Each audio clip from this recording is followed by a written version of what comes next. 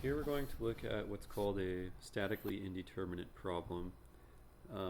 So I'll explain what that means kind of as we go here. But effectively, statically indeterminate problem is one in which the equations of statics are not sufficient to be able to solve the problem.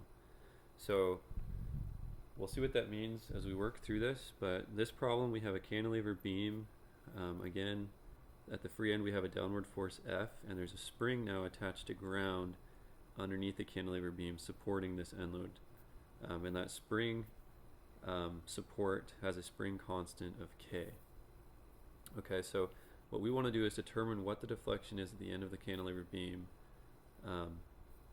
So we'll go about this our normal way. The first thing we're going to do is draw a free body diagram. That's always number one. So we will have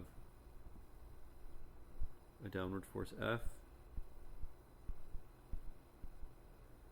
and then acting in the opposite direction we have a spring pushing back up on the tip of the beam, and I'm going to call that spring force F sub S. And then here at the end of the beam we have some reaction force. I'm going to draw it going upwards. That reaction force will be R sub A. We're going to have a reaction moment, and we'll draw it in this direction, M sub A, and then some reaction in the X direction, which I'll call R sub X, which we know is going to be 0 since there's no other forces in the X direction. We can see that immediately by inspection.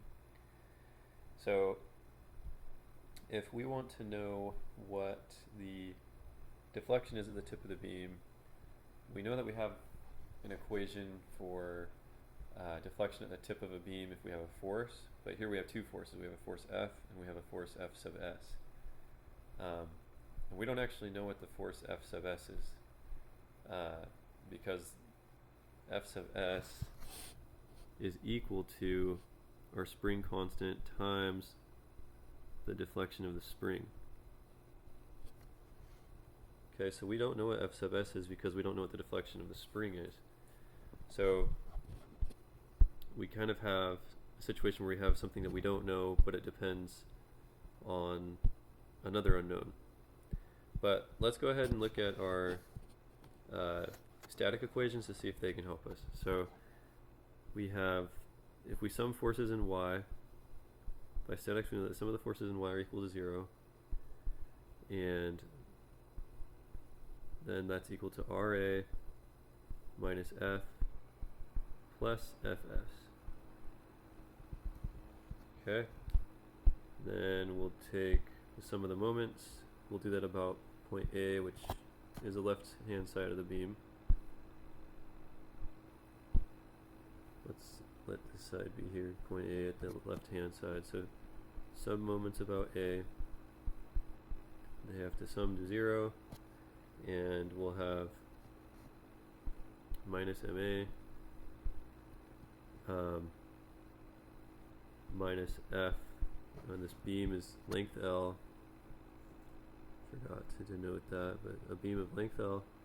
So we have minus F times L plus Fs times L. Okay, so we want to find the deflection. One of the things we need to know is what is Fs. But here, if we look in our equations, we've got three unknowns, right? We don't know what RA is, we don't know what Fs is, and we don't know what MA is. So we have three unknowns, but we only have two equations, right? So in other words, we don't have enough equations to solve for the number of unknowns we have. So this is what we call a statically indeterminate problem, because the equations of statics, or the equations that we get from equilibrium of forces and equilibrium of moments, are not enough for us to be able to solve the problem. So that's why it's called statically indeterminate. We can't determine this using statics alone. So we need another equation to help us out, to be able to come up with what is Fs. So what we'll turn to then for this third equation, which is very helpful, is the equations of deflection. So if we just start thinking about what do we know about Fs, if we, I'm going to redraw the beam just so we can see it again without having to scroll back up. But we've got a downward force F, we have our spring. Our spring is reacting with the force Fs, which is equal to K times the deflection of the spring, delta S. Okay, so we just created another relationship for the spring. So here's a relation that can be useful for us, is that the spring force is equal to K times the displacement of the spring, which we're going to call delta sub S. And then we also know that the displacement of the spring, the tip of the beam and the spring have to displace by the same amount. So in other words, if we were to displace the beam where it took a displacement like this, however much the beam displaced is also how much the spring would have to displace. So this displacement here of the beam, if we call it delta B, that has to be equal to the displacement of the spring, delta S. Okay, so, and the reason that's important is that now we do actually have equations for what the deflection is at the tip of the beam, right? So you'll remember that generally we said that for a force F, so recall that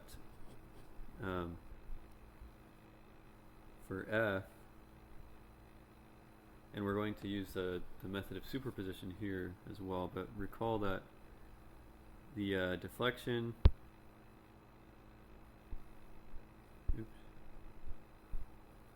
so deflection of the beam from F is going to be equal to minus FL cubed over 3EI. And then also, the F can really be any force. This is like a general equation. So we have a downward F, which is going to deflect it downward. We also have this Fs. So there's going to be a contribution to this deflection from the spring force Fs. So the deflection caused by the spring force Fs, with Fs pointing in the opposite direction. So now instead of a negative, we're going to have a positive Fs L cubed over 3EI. Right, so just because Fs is pointing opposite direction of F, so it's like negative of a negative, Fs is going to cause an upward deflection, Fs L cubed over 3EI. And then we know that the total beam deflection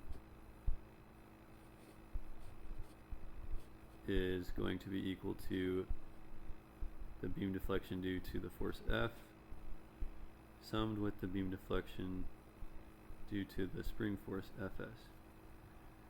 Right, and then we also know that the end of this beam, however much the beam deflects by, delta B, is also how much that spring is going to deflect by.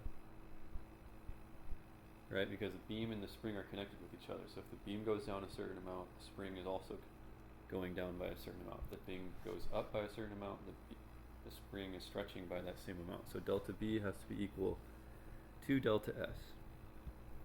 Okay, so what this tells us, all of this information combined is telling us that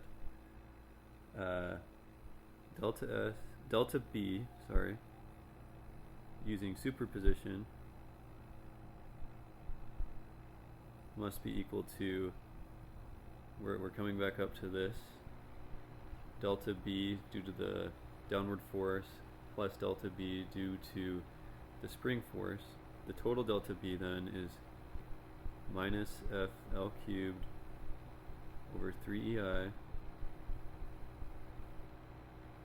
plus fs L cubed over 3ei.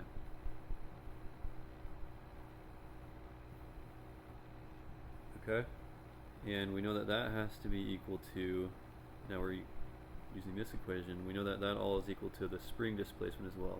So delta B is equal to delta S. Okay, now recall that the expression for a spring force is the spring force is equal to negative K times delta S.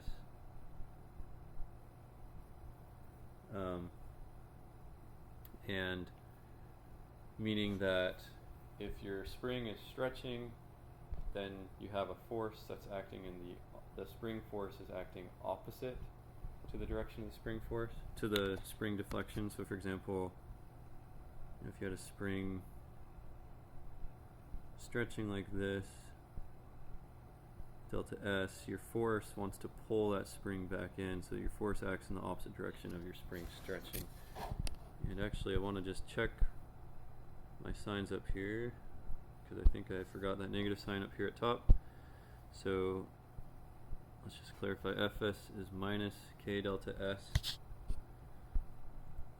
Okay, so let's come back down here, and so if we were to rearrange what delta S is equal to, we have that delta S is equal to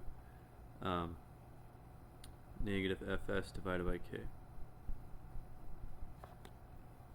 Okay, so what we have then, if we plug in this expression for delta S here, then we can get an expression that will allow us to solve for Fs. So we'll have minus FL cubed over 3EI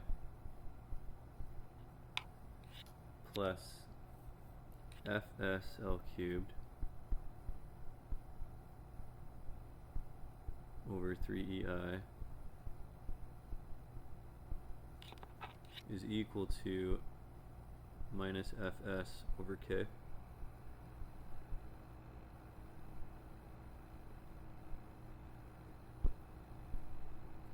So what we'll do now is just rearrange this for Fs. So we'll have, if we put all the Fs terms on one side and put the terms with F on the other side, we'll have that. Oops. So skipping just a little bit of algebra, we'll have Fs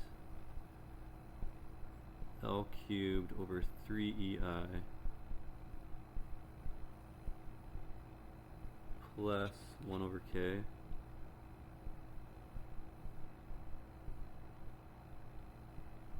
is equal to FL cubed over 3EI.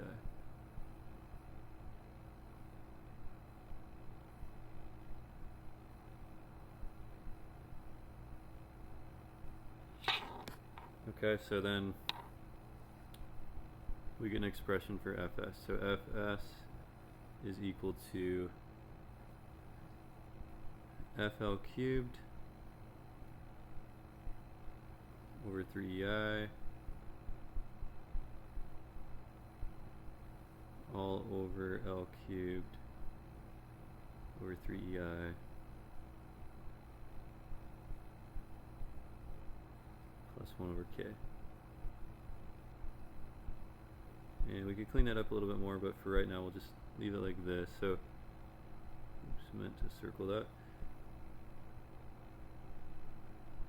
So what's cool about this is we've used the deflection relationships that we've derived previously for a cantilever beam with an end load using the method of integration, but we're now using those deflection relations to make up for the fact that we don't have enough equations in static equilibrium to solve for all the reaction forces. But now we do. So we solve for one of our reaction forces, Fs, and if we go all the way back up to the top where we had our three unknowns, we've now resolved what this unknown is, Fs, and now we're just left with two equations for Ra and Ma. So we're not going to go, in this problem, we're not going to solve what Ra and Ma are, but there may be other problems where you might want to know what Ra or Ma is. So this, for a statically indeterminate problem, you can rely on deflections to come up with another equation to be able to make up for the static statically indeterminate situation that you're in. Alright, so this problem though, let's remember the very beginning, we're looking for the deflection at the end of the cantilever beam. So we have Fs that we just derived, so now we're really close to coming up with an equation for the deflection. So to get the displacement at the end of the beam, now we can just go ahead and use our regular deflection equation. So we knew that Fs is equal to minus k times delta S.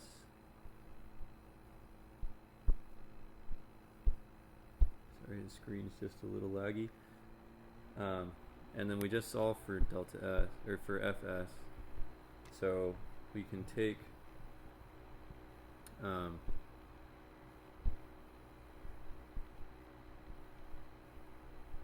we know from this that delta S is just equal to minus Fs over k. It's repeating something we already knew. So we just take this equation up here and divide it by k. So we'll go ahead and do that, and we'll have that delta S is equal to minus FL cubed. We'll divide by k, so we'll put that k division here, 3KEI, all over L cubed over 3EI plus 1 over k.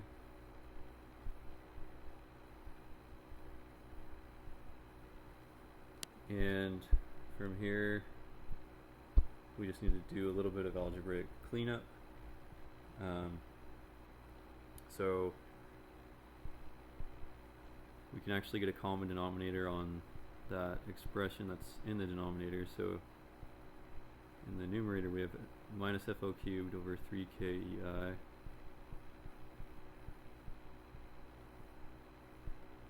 denominator, we can get a common denominator.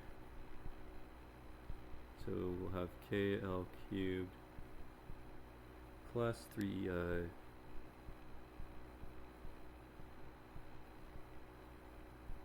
over 3KEI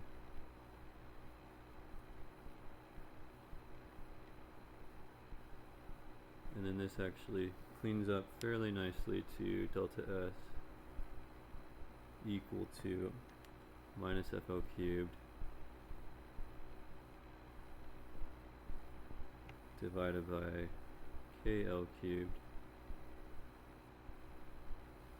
plus 3EI.